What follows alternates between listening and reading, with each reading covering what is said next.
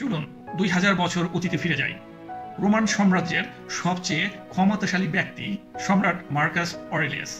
তার জীবনে এমন কোনো সমস্যা ছিল না যা আসেনি বা তিনি ফেস করেনি। ভয়ঙ্কর মহামারী, যাতে লক্ষ লক্ষ মানুষ মারা যাচ্ছে, বিধ্বংসী বন্যা, বছরের পর বছর ধরে চলা যুদ্ধ। ব্যক্তিগত জীবনেও তিনি শান্তিতে ছিলেন না।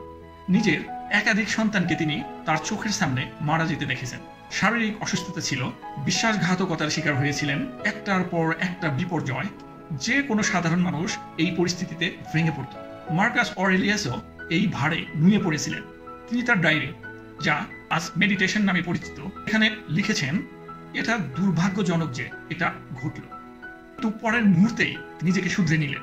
তিনি লিখলেন, না, এটা সৌভাগ্যের বিষয়, এটা আমার সাথেই ঘটেছে, কারণ এই ঘটনার পরও আমি অবিচল থাকতে পারছি। বর্তমান আমাকে ভাঙতে পারছে না, আর ভবিষ্যৎ আমাকে ভয় দেখাতে পারছে না। বন্ধুরা, এটা হলো স্টোইসিজমের সবচেয়ে প্রথম এবং শক্তিশালী শিক্ষা। অবস্টাকল ইজ দ্য ওয়ে, বাধাই পথ। স্টোইকরা বিশ্বাস করেন আমাদের জীবনে যা কিছু ঘটে তা ভালো কিংবা খারাপ নয়, ঘটনাগুলো নিরপেক্ষ বা অবজেক্টিভ। আমরা সেই ঘটনাগুলোকে কি তকমা দিচ্ছি সেটাই হলো আসল। মার্কাস অরেলিয়াস তার দুর্ভাগ্যকে সৌভাগ্যে পরিণত করার নিয়েছিলেন। তিনি শিখিয়েছেন, আপনার কাজের পথের বাধাটাই আপনার জন্য নতুন পথ তৈরি করে দেয়।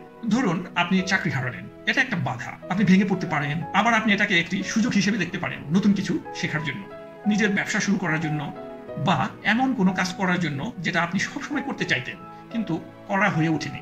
বাধাটা আপনার পথ প্রদর্শক হয়ে গেল। এটাই স্টোইক অ্যাটিটিউড।